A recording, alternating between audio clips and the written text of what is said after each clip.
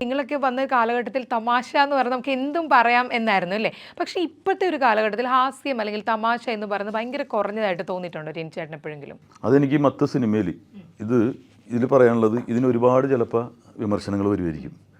അപ്പോൾ ഒരാളിങ്ങനെ ഒരു കഥാപാത്രം ചെയ്യാമോ എന്നുള്ള ചോദ്യം വരുമായിരിക്കും.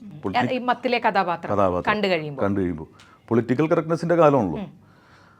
അപ്പോൾ ഇതിനെക്കുറിച്ച് ഒരുപാട് തർക്കങ്ങളുണ്ടായിരുന്നു നമ്മൾ പറഞ്ഞു. കാരണം ഇങ്ങനെ അതെന്താണ് ആ വിഷയം എന്നുള്ളത് ഞാൻ പറയുന്നില്ല. പക്ഷേ അതിനെക്കുറിച്ച് ഒരുപാട് ഇങ്ങനൊരു കലാകാരൻ ചെയ്യാൻ പാടില്ല, അല്ലെങ്കിൽ ഇങ്ങനൊരു സംവിധായകൻ ഇങ്ങനൊരു പടം ചെയ്യാൻ പാടില്ല, ഇങ്ങനൊരു പ്രൊഡ്യൂസർ ഇതിനു വേണ്ടി കാശിറക്കിയിരിക്കുന്നു എന്ന് ചോദ്യം വരാം. സിനിമ ഉണ്ടായാലും മനസ്സിലാവുള്ളൂ എന്തുകൊണ്ട് അങ്ങനെ ആയി എന്നുള്ളത്. ഈ സമൂഹത്തിൽ നടക്കുന്ന ഏറ്റവും വലിയൊരു കാര്യം തന്നെയാണത്. അപ്പോൾ ഞാനും പക്രും കൂടി ഒരു ഐറ്റം കളിച്ച് നീ എന്താടാ ഇങ്ങനെ കളിയാക്കി നോക്കിയാൽ പോലും ഇപ്പോൾ ബോഡി ഷേമിങ്. അതുകൊണ്ട് ഞങ്ങളിപ്പോൾ പരിപാടികൾ ചെയ്യാറില്ല ഒരുമിച്ച്. കണ്ടിട്ടുണ്ടോ ഇപ്പോൾ കുറേ നാളായിട്ട്? അതാണ് ഞാൻ ചോദിച്ചത്. കാരണം നിങ്ങളുടെ ടോം ആൻഡ് ജെറി കോംബോ ഭയങ്കര ഹിറ്റ് ആയിരുന്നു ഒരു സമയത്ത് അല്ലേ? എനിക്കൊന്നും അതുപോലെ രമേശ് ചേട്ടനും ധർമ്മജനും ചെയ്യാറില്ല. അപ്പോൾ അവൻ അമ്പലവാസി, ഇവൻ താഴ്ന്ന എന്നൊക്കെ പറഞ്ഞിട്ട് നമ്മൾ ചിന്തിക്കാത്ത രീതിയിലാണ്. പക്ഷേ ഇത് ഇത്രയും കാലം ഞാനിപ്പോൾ അങ്ങനെ പൊളിറ്റിക്കൽ കറക്റ്റ്നെസ്സിനെ കുറിച്ച് പറയുന്നുണ്ടെങ്കിൽ ഒരു കറക്റ്റ്നെസ് നോക്കാതെ ചെയ്തിരിക്കുന്ന പടമാണിത്. ഇതിന് ഒരുപാട് വിമർശനങ്ങൾ ഏറ്റുവാങ്ങേണ്ടി വരും. ഞാൻ വിമർശനങ്ങൾ ഏറ്റുവാങ്ങാനും ഞാൻ തയ്യാറാണ്.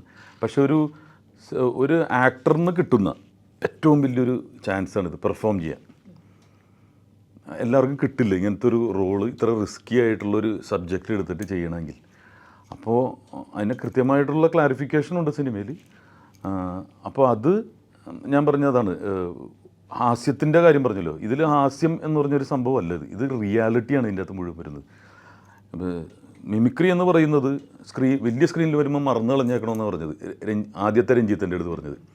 പിന്നീടും ഈ പുതിയ രഞ്ജിത്ത് ലാൽ എന്ന് പറയുന്ന സംവിധായകനും വന്നപ്പോഴും പറഞ്ഞത് ഇത് ടിനി ടോം ആയിരിക്കേ അങ്ങനെ പാടില്ല എല്ലായിടത്തും പറയും. പക്ഷേ ഇത് പൂർണ്ണമായിട്ടും എൻ്റെ നടപ്പിനോ എല്ലാത്തിനും ഒരു ഫുള്ള് ഒരു ട്രാൻസ്ഫോർമേഷൻ ചെയ്യാൻ ഞാൻ ശ്രമിച്ചിട്ടുണ്ട്. പാട്ട് കാണുമ്പോൾ നമുക്ക് ആകെ കാണുന്നത് കുറച്ച് കാര്യങ്ങൾ. പാട്ട് കാണുമ്പോൾ മനസ്സിലാവുന്ന ഇതുവരെ കാണാത്തൊരു ടിനി ടോം, ഇത്രയും വികാര വിക്ഷോഭങ്ങളിലൂടെ കടന്നു പോകാത്ത അല്ലേ? എപ്പോഴും നമ്മൾ കാണുന്ന വെള്ളിമൂങ്ങയിലെ അല്ലെങ്കിൽ കുറച്ച് വില്ലൻ വേഷങ്ങൾ, പ്രാഞ്ചേട്ടൻ, അങ്ങനത്തെ ഒരു കഥാപാത്രത്തിന് തികച്ചും വ്യത്യസ്തനായ ഒരു ടിനി ടോമിനെ അല്ല ഒരു കഥാപാത്രത്തെയാണ് നമുക്ക് കാണാൻ കഴിഞ്ഞത്. അപ്പം അത്രയും പ്രതീക്ഷകൾ ഈ മത്തിലുണ്ട് എന്ന് തന്നെയാണ് എനിക്ക് തോന്നുന്നത്. ഇപ്പം പറഞ്ഞല്ലോ പുതിയ പല ആൾക്കാരുടെ കടന്നുവരവിനെ കുറിച്ച് പറഞ്ഞു. അപ്പോൾ ഈ സിനിമയിൽ എത്രത്തോളം പുതുമുഖങ്ങൾക്ക് പ്രാധാന്യമുണ്ട്? പുതുമുഖങ്ങളുള്ളൂ ഇതിൻ്റെ അത്. പക്ഷേ ഇതിൽ പ്രധാന വേഷം ചെയ്യുന്നത് സഞ്ജയ് എന്ന് പറഞ്ഞ്, ഹരിഗോവിന്ദ് എന്ന് പറഞ്ഞ്, എനിക്ക് വേണമെങ്കിൽ പുതുമുഖം എന്ന് പറയാൻ പറ്റും. കാരണം എന്താ പറഞ്ഞാൽ പല്ലാവൂർ ദേവനാരായണൻ കഴിഞ്ഞിട്ട് അദ്ദേഹം വരുന്നത് ഇതിലാണ്. മമ്മൂക്കയുടെ ഓപ്പോസിറ്റ് ചെയ്തിട്ടുള്ള ഒരാളാണ്. ഇപ്പം അടിയിൽ കമൻറ്റ് വരും കേട്ടോ, ഇവനും മമ്മൂക്കയുടെ വില്ലനോ, അടുത്ത കമൻറ്റ് വരും. അല്ല, അത്രയും നല്ലൊരു പെർഫോമർ ആയിരിക്കണം എൻ്റെ ഓപ്പോസിറ്റ് വരേണ്ടതെന്ന് പറഞ്ഞിട്ട് ഒരുപാട് പേരെ കാസ്റ്റ് ചെയ്തിട്ടാണ് ഇദ്ദേഹത്തിനെ കൊണ്ടുവരുന്നത്. അദ്ദേഹത്തിന് അത്രയും ജനങ്ങൾക്ക് ഇപ്പോഴത്തെ തലമുറ ഫ്രഷ് ആയിട്ടുള്ള ഫേസ് ആയിട്ട് തോന്നണം. അല്ലെങ്കിൽ ഇന്നൊരു നടൻ്റെ ഒരു ഷെയ്ഡ് വരും, ഇത് ഇന്ന നടനല്ലേ എന്ന് പറഞ്ഞ്. പിന്നെ സന്തോഷ് കീഴാറ്റൂർ അറിയാമല്ലോ, 30 ദിവസം ഉണ്ടെങ്കിൽ 35 ദിവസം നാടകം കളിക്കുന്ന ഒരാൾ. അത്രയും വലിയൊരു ആക്ടറിൻ്റെ കൂടെയൊക്കെയാണ് നമ്മൾ ഒരു സ്റ്റേജ്. എൻ്റെ ഏറ്റവും വലിയ ആഗ്രഹം നാടകം ചെയ്യണമെന്നാണ്. അത് ഭയങ്കര ഭയമാണ് എനിക്ക്. കാരണം എൻ്റെ അടുത്ത് അതിനുവേണ്ടി കുറേ സമയങ്ങൾ ചിലവഴിക്കണം എന്ന് പറഞ്ഞിട്ട് സ്റ്റേജിൽ നിന്നിട്ട് ലൈവായിട്ട് സ്കിറ്റ് ചെയ്യുന്ന പോലെ അല്ല, ഒരു ക്യാരക്ടർ ഒരു വാക്ക് തെറ്റാൻ പാടില്ല എഴുതി വെച്ചിരിക്കുന്നത്.